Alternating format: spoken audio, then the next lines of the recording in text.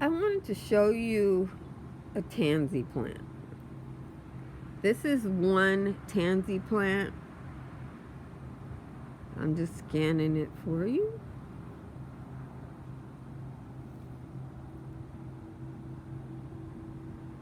And you're probably thinking that it's growing in the ground, all this space. No, I keep it trimmed back. It's only growing in the ground in that spot right there where you see this tall plant coming out. And I'm not trimming it because it's flower season.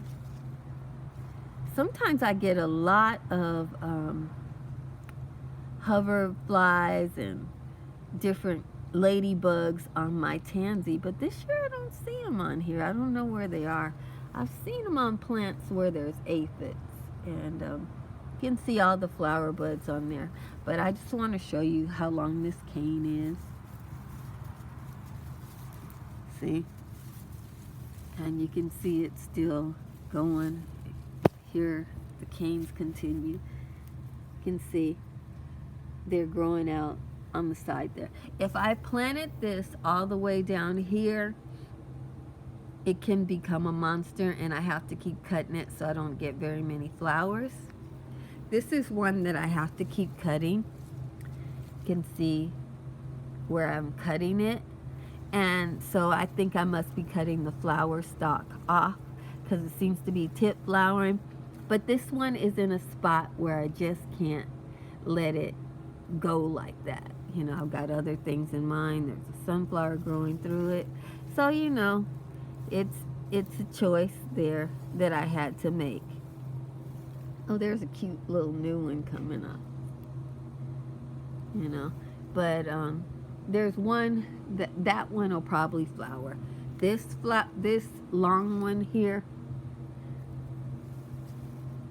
you see, it's coming from this plant. See, all the way back here. That's how big it would want to be to flower. But but I want it in this spot. But I don't want it to be as big as this one. I'm basically using this one and training it like a hedge, and then once it flowers I cut it back to about 3 or 4 inches and let the new baby tansies come up like that. You know, they have to come up where I want them. They don't really transplant that good for me because I don't have any water. Last time it rained was in February. I water this area starting in July. I water for July and August, and then there's no water until rain comes again. So I can't transplant them. Once I get them established in the fall season when we have rain, I have no chance to transplant them after then. So I got to get it right the first time. So these are planted right, you know. Just to let, I don't think these get, if you are in a place where you get a frost and the frost kills them, the frost is the same, I think, as my trimming. But when you use the frost pulls the plant down, makes it smaller, and as a result of that, you probably don't get an 8-foot tall plant. Mine, 8 foot's the longest I'll allow them to go. After 8 foot, I just give up on having those flowers. But they flower a lot on their tips. See? And once the tip flowers, then they'll start putting out other spikes of flowers. But the other spikes aren't as big as the tip flowers. So it's a really pretty, carefree garden thug that can tolerate California drought if you establish it in the fall or in the winter time when we have rain. because it goes 8 foot, the reason why my plant is 8 foot is because the roots dig deep into the soil to where there is water coming from. All the people in the neighborhood who have grass, after they water their grass, the grass can only get so much water, and then the rain, then that underground water has to go someplace. My property is on the way to the ocean, so it passes by here and waters this tansy, and the tansy's able to make it with that water in the summertime and in the late spring after the rain is over. So it can grow in sun and shade. It does not flower in the shade, but as I showed you, if you train your canes around on the ground, if the canes grow into the sun, then the plant will flower in the sun, and then after you don't want it in the sun anymore, after the flower season is over, you can chop it back and have it look like a fern in a sunny garden, and that won't flower until it gets long enough to reach its desired amount of sun. I like it. Here's the same plant. You can see the buds all over, and it's growing in front of another garden thug. That is boysenberry. Boysenberry, all brambles are known to be thugs. If you grow them, you have to keep them in place.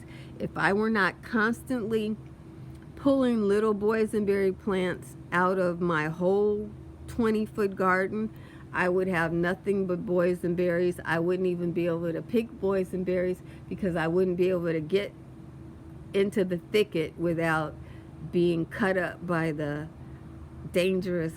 boysenberries have very thick, sharp points on them. So I just go ahead and deal with them. I'm not afraid of them at all, but I like that after the boysenberry flowers, it has a show of white flowers for months. About 4 months of the year, the boysenberry is in flower. Not in the summertime, only because we don't have enough water. And then in the summertime, the tansy has the nerve to flower after 4 months without water, and it puts on quite a show. There's the turmeric. I don't think I've ever had conditions to get flowers from the turmeric, but I do get leaves, and underground there, that tropical leaf there is turmeric. I know that gingers do have a flower on them, but I've never gotten the flower. And then there's what I use is spinach, and that I've never had the conditions to get a flower from either. But I'm very happy that I've been able to get flowers from the tansy. The flowers from tansy in my area don't usually get enough chill hours to produce. So you won't find any. So any plant that you see here is coming off the mother plant is the same as the mother plant. Don't usually get new plants started. I did in a pot. A pot got cold enough for the tansy flower to produce. So my pots actually, if the tansy seed fall into them, they do produce new plants, But I just found that out. I didn't know that until recently. So just wanted to show you. My garden has gotten no rain since February. We're in a drought year. It is now 1 week to August, and I am watering once or twice a week. Just so I'm doing that to stave off fires.